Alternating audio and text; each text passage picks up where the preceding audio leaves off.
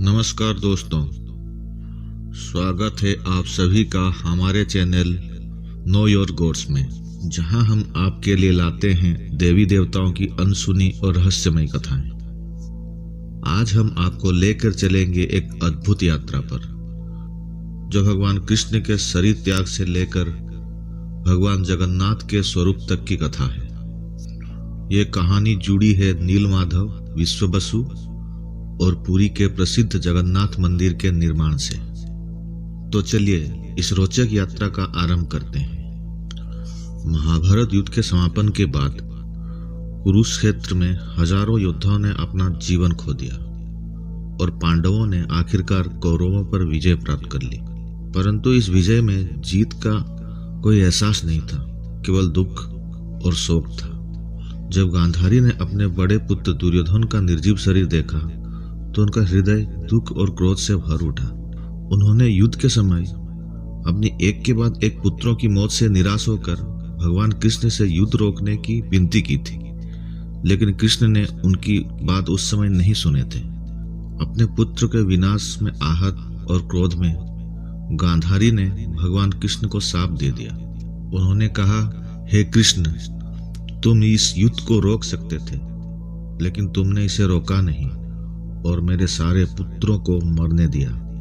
जैसे मेरे वंश का अंत हुआ है, वैसे ही तुम्हारे यादव वंश का भी विनाश होगा। तुम्हारे यादव वंश आपस में ही युद्ध करके मरेंगे और तुम भी इसी प्रकार प्राण त्यागोगे। कृष्ण ने गांधारी के शाप को शांत भाव से स्वीकार किया। उनके चेहरे पर मुस्कान थी और उन्होंने कहा, तथास्तु। समय बीता और कई वर्ष गुजर गए। द्वारका में शांति थी, लेकिन समय के साथ साथ यादव वंश में अहंकार और कटुता बढ़ने लगी। एक दिन कृष्ण के पुत्र शाम और उनके मित्र ऋषियों के साथ मजाक कर रहे थे। शाम ने एक गर्भवती महिला का रूप धारण कर लिया और ऋषियों के पास जाकर पूछे कि इस गर्भवती महिला से पुत्र होगा या पुत्री। ऋषि ये मजाक देखकर क्रोधित हो गए और उन्होंने शाम को शाप दिया कि जो कुछ भी तुम छिपा रहे हो उसी को तुम जन्म दोगे और वही तुम्हारा वंश का अंत करेगा। शाम के पेट में एक मुसल छिपा हुआ था, जिससे उसका पेट गर्भवती महिला जैसा लग रहा था। ऋषियों के शाप के कारण शाम ने एक दिन उसी मुसल को जन्म दिया। यादवों के बुजुर्गों ने उस मुसल को देखकर डरते हुए उसे तोड़ने और नष्ट करने का आदेश दिया। तब उन्होंने भीम को वो मुसल को पीसकर समुद्र में फेंक देने का अनुरोध किए। भीम उस मुसल को घिस घिस कर समाप्त करने लगे, लेकिन वो मुसल को घिसने से निकले हुए चूर्ण सागर में बहकर उसी सागर किनारे जमा होके एक जंगल का रूप लेने लगा। भीम ने वो धातु को घिस घिस कर बहुत छोटा कर दिया था, जिसको अंत में वो हाथ से घिसने के लिए पकड़ नहीं पाए और उस छोटे टुकड़े को सागर में फेंक दिए। समुद्र में फेंके गए वो मुसल के टुकड़े को एक मछली ने खा लिया और एक दिन एक शिकारी ने वो मछली को पकड़ लिया और उस मछली के पेट से वो मुसल का टुकड़ा मिला और वो शिकारी ने उस टुकड़े से अपनी तीर के नोक में लगा दिया। वो शिकारी और कोई नहीं बल्कि बाली का पुत्र अंगद था, जिस बाली को भगवान राम ने वध किया था। और राम ने ही अंगद को भविष्यवाणी किए थे कि द्वापर युग में अंगद का पुनर्जन्म होगा और उनके हाथ उनका अंत होगा। और कोई पुराणों में यह लिखा गया है कि वो शिकारी बाली का ही पुनर्जन्म था। समुद्र के किनारे उगने वाले पौधे उसी मुसल के चूर्ण के कारण जहरीले हो गए। कुछ वर्षों बाद यादव वंश में आपसी मनमुटाव और संघर्ष बढ़ गया और उसी जहरीले पौधे के प्रभाव से वो आपस में ही युद्ध करने लगे। इस युद्ध में सभी यादव एक दूसरे के हाथों मारे गए। तब गांधारी का एक श्राप पूरा हुआ और भगवान कृष्ण ने अपने कुटुंब के सभी लोगों को खो दिया। इस विनाश को देखकर भगवान बलराम भी अत्यंत दुखी हो गए। बलराम, जो हमेशा शक्ति और वीरता के प्रतीक माने जाते थे, इस भीषण विनाश और आपसी कलह को देखकर अपने भीतर एक गहरी उदासी और निराशा महसूस करने लगे। उन्हें समझ में आ गया कि इस संसार में किसी भी चीज का कोई स्थायित्व नहीं है और यह संसार एक दिन नष्ट हो जाएगा। इस मोहभंग की स्थिति में बलराम ने संसार से विरक्ति का अनुभव किया। उन्होंने इस नश्वर संसार से जाने की इच्छा जागृत हुई। इस विचलित मनस्थिति में बलराम ने भगवान कृष्ण से विदा ली और समुद्र के किनारे एकांत जाकर बैठ गए। वहां उन्होंने एक वृक्ष के नीचे ध्यान होकर समाधि में प्रवेश किया। उनका मन अब केवल आत्मा और परमात्मा के मिलन पर केंद्रित था। वो सब कुछ छोड़ने के लिए तैयार थे, अपना कुटुंब, अपनी शक्ति और ये नश्वर शरीर भी। ध्यान की गहराई में जाते हुए बलराम का वास्तविक रूप प्रकट हुआ। वे शेषनाग के अवतार थे, जो भगवान विष्णु के साथ सदैव रहते थे और उनके सैया के रूप में कार्य करते थे।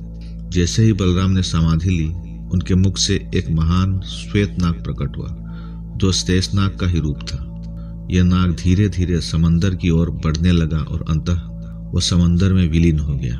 अपने बड़े भाई बलराम का स्वर्गारोहण के बाद भगवान कृष्ण दुखी होकर उसी जंगल में चले गए। वहीं एक वृक्ष के नीचे बैठकर उन्होंने भी ध्यान लगाया। उसी समय वही शिकारी जो अंगद का पुनः जन्म था, उसी जंगल में शिकार करने आया। उसने पत्तों के आड़ में भगवान कृष्ण का पैरों को हिरन का कान समझ लिया और उस पर तीर चला दिया। संयोग से वो उसी धातु के टुकड़े से बना हुआ था जो सांप के मुसल का बचा हुआ हिस्सा था। जब वो शिकारी को ये एहसास हुआ कि वो किसी हिरन को नहीं, किसी मनुष्य के ऊपर तीर चला दिया है, तो वो भाग भाग के भगवान कृष्ण के पास पहुंचा और उनको पहचान गया कि वो द्वारकाधीश कृष्ण है। तो वो बहुत पश्चाताप करने लगा और उनसे क्षमा मांगने लगा और बोला, भगवान, मुझसे बहुत बड़ा पाप हो गया है, कृपया मुझे दंडित कीजिए। तब भगवान कृष्ण ने उनको बताया कि तुमने पाप नहीं किया, बल्कि तुम मुझे मुक्ति दिए हो। ये पहले से ही तय था कि तुम्हारे हाथ से मेरी मृत्यु होगी। और इस प्रकार भगवान कृष्ण ने अपने नश्वर शरीर को त्याग कर दिया। भगवान कृष्ण के नश्वर शरीर को त्यागने के बाद अर्जुन ने उनका अंतिम संस्कार किया, परंतु भगवान कृष्ण का हृदय नहीं जला। तब अर्जुन ने उसको एक नदी में बहा दिए। समयानुसार वह ब्रह्म तत्व एक छोटे से पत्थर के रूप में प्रकट हुआ। ये दिव्य पत्थर अद्भुत शक्ति से भरा हुआ था और उसमें भगवान कृष्ण का साक्षात निवास था। इस पत्थर को एक दिन एक आदिवासी मुखिया विश्ववसु ने पाया। विश्ववसु ने महसूस किया कि ये कोई साधारण पत्थर नहीं है, उसमें एक दिव्यता थी। इसी के साथ उन्हें अपने स्वप्न में आदेश हुआ कि वह उसको पूजें। उन्होंने इस पत्थर को एक गुफा में स्थापित कर लिया और उसे नीलमाधव के रूप में पूजने लगे। नील का अर्थ होता है नीला और माधव भगवान विष्णु का एक नाम है, जो कृष्ण के लिए भी प्रयुक्त होता है। विश्ववसु भगवान के परम भक्त थे और गुप्त रूप से उनकी सेवा करते थे, जिससे कि नीलमाधव के दर्शन और कोई न कर सके। इसी समय मालवा में राजा इंद्रद्युम्न का शासन था। राजा भगवान विष्णु के परम भक्त थे और उन्हें भगवान के साक्षात दर्शन की तीव्र इच्छा थी। एक दिन राजा के पास एक संत आए, जिन्होंने बताया कि पूर्व दिशा में एक दिव्य मूर्ति है नीलमाधव की, जो स्वयं भगवान विष्णु का रूप है। संत ने कहा, राजन, यदि आप नीलमाधव का दर्शन करना चाहते हैं तो आपको उसे ढूंढना होगा। ये यात्रा कठिन होगी, परंतु इससे आपका जीवन धन्य हो जाएगा। राजा इंद्रद्युम्न ने यह सुनते ही अपना मन बना लिया। उन्होंने अपने दरबार के पुरोहितों और विश्वसनीय सेवक विद्यापति को इस प्रतिमा के बारे में जानकारी जुटाने के लिए भेजा। विद्यापति ने लंबा सफर तय किया, जंगलों और पर्वतों को पार किया। अंततः वो ओडिशा की भूमि में पहुंचे। वहां नीलमाधव की तलाश करते करते विश्वावसु के इलाके में पहुंचे और वहां के निवासियों से उन्हें यह संकेत मिला कि उस जगह कोई दिव्य शक्ति है, जिसके बारे में सिर्फ वहां का मुखिया विश्ववसु को पता है। विद्यापति ने यह स्थान का पता लगाने के लिए हर संभव प्रयास किया, लेकिन शुरू में उन्हें असफलता मिली। हालांकि अंततः उन्हें विश्ववसु की बेटी ललिता को विवाह के लिए मना लिया। विवाह के बाद विद्यापति के बार बार अनुरोध पर विश्ववसु ने अपने दामाद को आंखों पर पट्टी बांधकर उस गुफा तक ले जाने का निर्णय लिया, जहां भगवान नीलमाधव की पूजा होती थी। लेकिन विद्यापति चतुर थे। उन्होंने रास्ते को पहचानने के लिए सरसों के बीज गिरा दिए। कुछ दिनों बाद सरसों का बीज अंकुरित हो गए, जिससे बाद में गुफा का रास्ता पहचान में आ गया। जब राजा इंद्रदुम्न को इस शुभ समाचार का पता चला तो वो तुरंत वहां आ गए, लेकिन जब वे वहां पहुंचे तो पाया कि मूर्ति गायब हो चुकी थी। विश्वावसु ने नीलमाधव को वहां से दूसरी जगह ले गए थे। राजा निराश हो गए, परंतु उन्होंने संकल्प लिया कि बिना भगवान के दर्शन किए वो वापस नहीं लौटेंगे। उन्होंने उसी पर्वत पर अनशन करने का निर्णय लिया। तभी एक दिव्य आकाशवाणी हुई कि पूर्व दिशा में समंदर के किनारे एक मंदिर का निर्माण करो और वे समुद्र के किनारे एक विशाल लकड़ी के रूप में प्रकट होंगे, जिससे उनका नया स्वरूप बन सकेगा। कुछ समय के बाद समंदर किनारे एक दिव्य काष्ठ या लकड़ी मिला, जिससे जगन्नाथ के रूप में प्रतिष्ठित किया गया। कहा जाता है कि नीलमाधव का वो पत्थर जो भगवान कृष्ण के हृदय से बना था और जिसे विश्वावसु पूजा करते थे, वो जगन्नाथ के मूर्ति में स्थापित है। परंतु इन मूर्तियों के निर्माण में भी एक रहस्य छिपा था। राजा के आदेश से बहुत मूर्तिकार इस लकड़ी से मूर्ति बनाने में लग गए, परंतु कोई भी उसे बना नहीं पाया, क्योंकि जब भी कोई मूर्तिकार अपना औजार छेनी और हथौड़ा मारता, उसका औजार टूट जाता। कई मूर्तिकार आए और सभी असफल रहे। एक दिन एक बहुत ही बूढ़ा और कमजोर मूर्तिकार राजा से मिलने आया और बोला कि मूर्ति का निर्माण मैं कर दूंगा, लेकिन मेरा एक शर्त है कि मूर्ति बनाने के समय मुझे मूर्ति बनाते हुए कोई ना देखे, और जब तक मैं मूर्ति पूरी ना कर दूं मैं बाहर नहीं आऊंगा। इसीलिए दरवाजा बंद करके रखना होगा। निर्माण खत्म होने से पहले दरवाजा खुलना नहीं चाहिए। राजा को उस बूढ़े और कमजोर मूर्तिकार को देख के भरोसा तो नहीं हो रहा था, लेकिन कोई और चारा भी नहीं था, तो उन्होंने उसे मूर्ति बनाने के लिए अनुमति दे दी।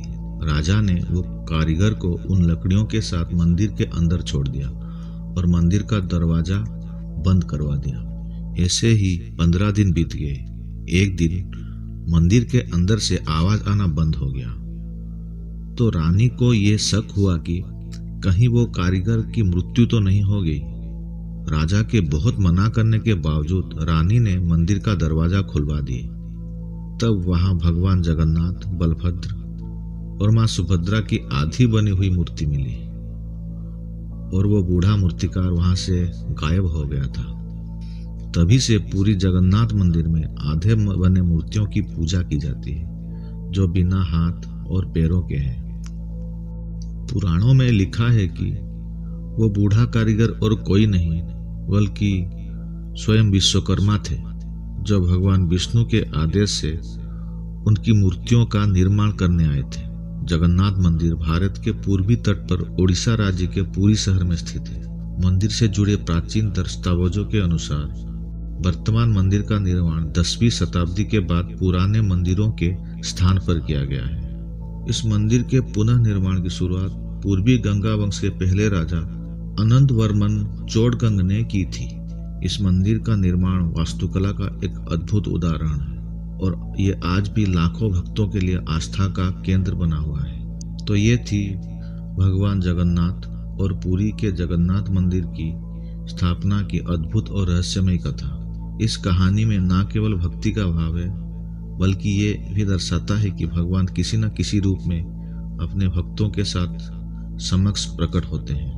अगर आपको हमारी ये रोचक कथा पसंद आई हो तो कृपया हमारे चैनल नो योर गॉड्स को सब्सक्राइब करें और वीडियो को लाइक करें। और अगर आपके मन में कुछ विचार या कुछ सुझाव हैं तो कमेंट सेक्शन में इसे ज़रूर लिखें। तो मिलते हैं हम ऐसे ही और एक नई रोचक वीडियो के साथ। तब तक के लिए आप सभी को मेरा नमस्कार। धन्यवाद।